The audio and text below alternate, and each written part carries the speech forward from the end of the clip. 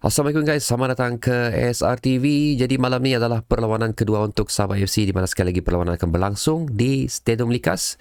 Sabah akan menentang Kelantan United dan perlu diingatkan juga perlawanan ini ada perubahan dari segi masa kick-off iaitu pada jam 8.15 minit malam. So rancanglah pergerakan anda untuk ke stadium dan carilah parking yang sesuai kerana aku sewaktu perlawanan PDRM tu sengsara. Aku mau keluar. Hampir 1 jam aku stuck di bahagian parking tu. So itu good tips juga lah untuk kamu daripada tips yang bakal aku share dengan kamu mengenai perlawanan ni. Iaitu apakah formasi yang akan digunakan oleh KS. Adakah formasi sebelum ni akan kekal? Siapakah kesebelasan utama untuk perlawanan ni? Siapakah kapten? Adakah bakal kekal juga ataupun tidak? So jom kita mulakan. Jadi guys, seperti yang kamu nampak sini, aku sekali lagi memberi andaian yang formasi 3-4-3 bakal dikekalkan sekali lagi oleh OKS adalah kerana sebab yang pernah aku sentuh juga di video sebelum ni lah adalah satu, OKS amat gemar formasi ni. OKS tahu macam mana untuk mengutilize sepenuhnya formasi ni. Separuh daripada pemain yang berada di dalam kesebelasan dalam list aku sekarang ni pernah beraksi untuk saingan Liga Super 2023 dengan menggunakan formasi yang sama, so mereka tidak mempunyai masalah untuk beradaptasi dengan formasi. Dan seterusnya pemain baru yang berada di dalam kesebelasan utama untuk perlawanan ini slowly telah cuba untuk merealisasikan apa yang diingini oleh OKS. So seperti mana yang kamu nampak di sini guys, tidak ada perubahan yang aku lakukan. Aku yakin kesebelasan utama ni bakal diturunkan oleh OKS. Cuma untuk satu kedudukan pemain yang aku rasa perlu diambil kira iaitu Jilton, di mana pada video sebelumnya aku dah menyentuh sedikit mengenai corak permainan beliau, di mana aku lebih menyentuh tentang fizikal beliau lah, tidak mempunyai ketinggian yang sesuai dengan corak permainan yang telah dilakukan oleh OKS. So sekiranya ingin mengutilize sepenuhnya kemampuan Jilton, bagi bahagian sebelah kiri ni hantaran bola perlu diubah sedikit caranya lah.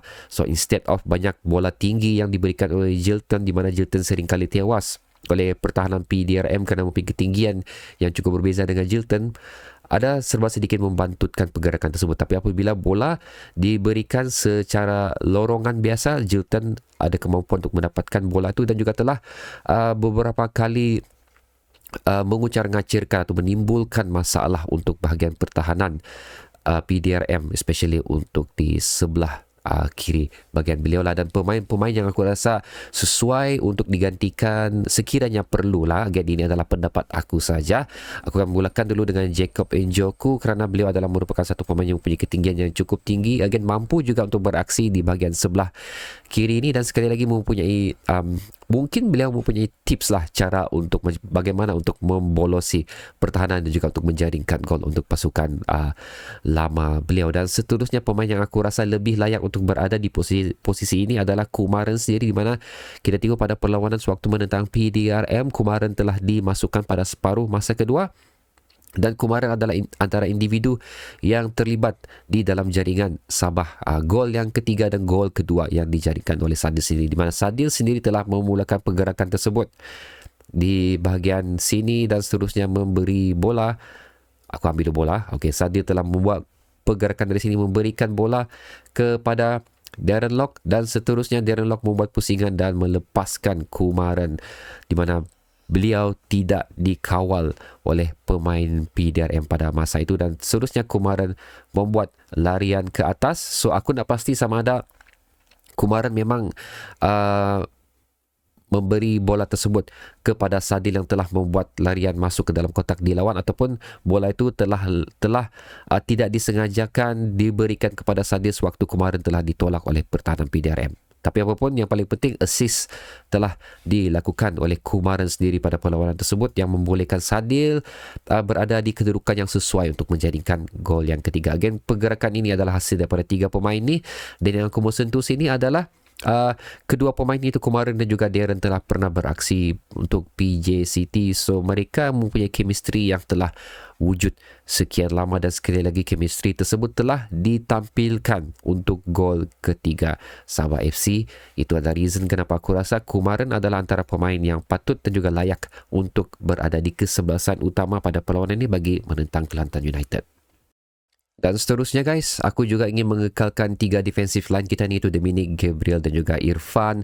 Walaupun ada beberapa kesilapan yang telah mereka lakukan yang juga hampir membawa padah kepada Sabah FC, tapi rata-rata apa yang ditampilkan pada mereka adalah cukup bagus kerana telah memberikan clean sheet untuk Sabah FC, dan kita nampak sendiri Apek amat kurang memegang bola tu, diberi percubaan yang memang cukup berbisa pada perlawanan tersebut. Again, ada 2-3 percubaan yang telah dilakukan lah, tapi again amat jarang lah untuk kita lihat Apek bekerja keras pada perlawanan sewaktu menentang PDRM tu. Dan sekali lagi menyentuh mengenai Gabriel di sini, agak kekok untuk perlawanan pertama beliau, dan aku rasa itu adalah reason yang kenapa aku perlu menyatakan bahawa ketiga-tiga defender kita ni perlu diteruskan bersama, kerana chemistry, kesefahaman perlu diwujudkan. Serta merta buat masa ni kita masih lagi menentang pasukan yang pasukan baru, especially yang bukan berada di dalam Liga Super. Tapi persiapan ini perlu kita lakukan sebaik saja kita bakal meneruskan perlawanan ini dengan menentang pasukan yang sudah lama berada di Liga Super. Bagi posisi lain-lain pelanggan, aku rasa tidak ada pertukaran yang perlu dilakukan. Aku amat berpuas hati dengan apa yang telah ditampilkan oleh pemain-pemain yang lain. Cuma aku ingin sentuh mengenai Rizal, Daniel dan juga Jilton. Perlu dikurangkan sedikit emosi sewaktu perlawanan lah, pasal ada beberapa kad kuning yang telah diberikan kepada mereka adalah merupakan satu kad kuning yang bagi aku unnecessary kad kuning lah. Sekiranya mereka lebih tidak melibatkan emosi, sudah pasti perlawanan itu tidak akan untuk ketiga-tiga pemain inilah tidak akan diberi sebarang kad kuning. So perlu berhati-hati kerana kita tidak mahu pemain-pemain Sabah FC, boleh dikatakan kesebelasan utama yang berada di Sabah FC sekarang ni, tidak mendapat kad kuning dengan kadar yang cepat lah, kerana ini again boleh membantutkan sedikit mengenai corak permainan Sabah FC. So, okay guys, itu adalah sedikit mengenai perkongsian aku untuk apa yang bakal berlaku, formasi dan juga kesempatan utama yang bakal digunakan oleh KS bagi perlawanan ini. Again, aku tidak lupa pelaku sebut, Pak Teso akan terus memegang armband bagi perlawanan ini, kerana again aku menyamakan Pak Teso selaku general untuk Sabah FC. So beliau sekali lagi patut dimulakan pada perlawanan ini. So again, ini adalah pendapat aku, tidak semestinya aku cakap ni betul sekali lagi, dan bukan inilah yang bakal berlaku. Jadi aku mau tahu juga pandangan kamu mengenai apa yang bakal digunakan oleh KS, pemain mana yang bakal diturunkan oleh KS juga untuk perlawanan ni. So aku mengharapkan satu lagi keputusan yang cemerlang, 3 mata sekali lagi untuk Sabah FC, dan sekali lagi clean sheet untuk Sabah FC bagi perlawanan menentang Kelantan United ni. SMJ untuk semua. So sehingga kita berjumpa lagi di video akan datang. Assalamualaikum.